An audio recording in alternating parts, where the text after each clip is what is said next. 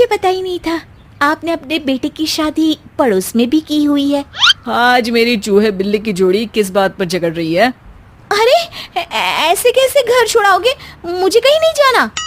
और वैसे भी अगर सास बहू में तू मैं नहीं होती तो दुनिया वालों को कहानियां कैसे मिलेंगी। एक शाम प्राची टीवी पर सीरियल देख रही होती है, तभी उसकी सास वहां आती है।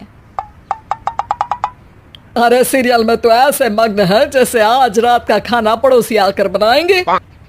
मुझे पता ही नहीं था आपने अपने बेटे की शादी पड़ोस में भी की हुई है। हैं? मतलब?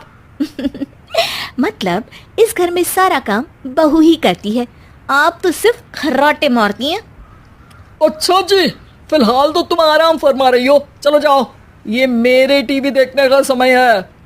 आहा, इसीलिए मुझे भगाया जा रहा है। सॉरी, अब तो बिल्कुल नहीं जाऊंगी।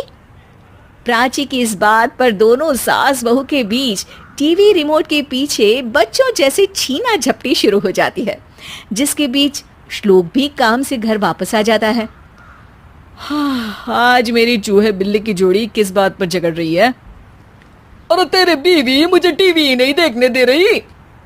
अरे तुम्हारी मम्मी मुझे खाना बनाने के लिए फोर्स कर रही है। अरे वाह, ऐसे बेतुके रीजन पर तो बच्चे भी झगड़ा नहीं करते। अरे मुझे कुछ मत बोल, सब इसने ही शुरू किया है। हाँ हाँ, जैसे आप तो बहुत दूध की धूली है ना। अरे बस दोनों चुप। प्राची जाओ, खाने की तैयारी करो। और माँ तुम छोड़ो, तुम्हें क्या बोलूं, शांति से अपना सीरियल देखो, मुझे दोबारा लड़ने की आवाज सुनाई नहीं देनी चाहिए।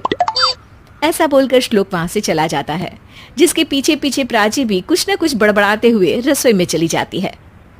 हाँ हाँ, सासू जी को तो कुछ बोलेंगे ही नहीं, बस मुझ पर ही हुक्म चलता है, खाना बनाओ, जैसे मैं इनके घर में खाना बनाने के लिए आई हूँ। इसी तरह शाम बीतती है और रात को श्लोक और प्राची की सास खाना खाकर सोने चले जाते हैं, लेकिन प्राची गुस्से में कुछ खाए बिना काम में ही लगी रहती है। इस घर में किसी को घंटा फिक्र नहीं पड़ता, मैं खाऊं या भूखी रहूं। प्राची कुछ देर के लिए रसोई से बाहर जाती है और जैसे ही वापस आती है तो वहां दूध का भरा ग्लास देखकर हैरान रह जाती है। फिक्र पूरी है, बस दिखाना नहीं है। प्राची दूध पीकर सोने चली जाती है और अगली सुबह एक बार फिर सास बहू का कार्टून नेटवर्क स्टार्ट हो जाता है। ये तुमने ही किया है। अरे अजीब जबरदस्ती है, मैं बोल रही हूँ मैंने कुछ नहीं किया। दोनों ने मिलकर पूरे घर को पागल खाना बनाया हुआ है। यहाँ कोई नॉर्मल इंसान तो रह ही नहीं सकता, इसीलिए अब पड़ोसी क्या रिश्तेदार भी घर आने से कतराते हैं। और सुन बेटे, तू भी चंगा, तेरी माँ भी चंगी, तेरी बीवी भी चंगी, रिश्तेदार। हाँ जी, आपको नहीं पता क्या, गंगाधर ही शक्तिमान है, रिश्तेदार ही। हाँ हाँ, बस समझ गया। कभी जानवरों जैसे लड़ेंगी तो कभी जुगलबंदी करेंगी। भाई मैं आप दोनों के बीच में नहीं फंसना चाहता। सास बहू की इस मन मौजी जोड़ी से परेशान होकर श्लोक अपना सिर खुजलाता वहां से चला जाता है। चलो अब मैं भी कीर्तन में जा रही हूँ। इस पर जैसे ही सास कमरे में अपना पर्स लेने जाती है तो वहां नाश्ते की प्लेट रखी देख मुस्कुराने लगती है और नाश्ता करके घर से बाहर निकलते हुए कुछ पैसे टेबल पर रख जाती है, जिसके कुछ देर बाद सिलेंडर वाला घर आता है। ओ मोरी मैया, मैं सिलेंडर के बारे में तो बिल्कुल भूल ही गई थी। घर खर्च के सारे पैसे भी मम्मी के पास है और श्लोक से बोला तो उल्टा 4 बात सुनाएंगे। प्राची ये सोच ही रही होती है कि अचानक उसका चेहरा चमक उठता है और वो घर में आकर इधर उधर देखने लगती है। तभी उसकी नजर टेबल पर रखे पैसों पर पड़ती है, जिन्हें वो सिलेंडर वाले को दे देती है। ये सब श्लोक देख लेता है।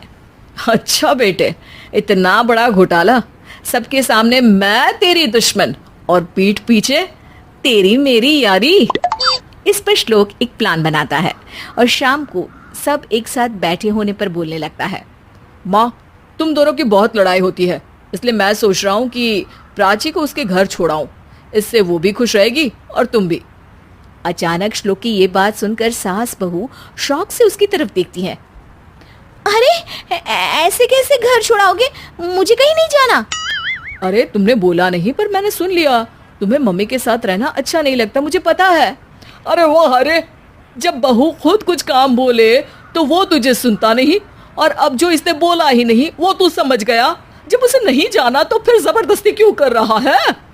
अच्छा, फिर आपको मौसी के घर छोड़ाता हूँ। बस अब आप दोनों एक घर में एक छत के नीचे नहीं रह सकती।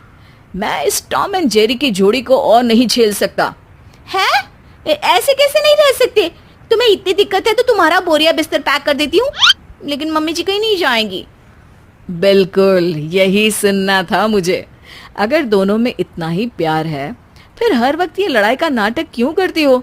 देखा मैंने कैसे माँ किचन में दूध रखती है और तुम उनके लिए कमरे में नाश्ता रखती हो, और कैसे वो पहले ही तुम्हारी दिक्कत समझकर घर में पैसे रखकर बाहर जाती है। अरे भाई, इतना ड्रामा तो डेली सोप में भी नहीं होता जितना तुम दोनों ने इस घर में फैलाया हुआ है। तू हमें टॉम एंड जेरी बोलता है ना, तो याद कर वो दोनों भी एक दूसरे को बाहर वालों की बुरी नजर से बचाने के लिए हमेशा सबके सामने लड़ते थे, लेकिन अकेले में दिक्कत के समय मदद भी तो करते थे। बस हमारा रिश्ता भी कुछ ऐसा ही है। और वैसे भी अगर सास बहू में तू मैं नहीं होती तो दुनिया वालों को कहानियां कैसे मिलेंगी?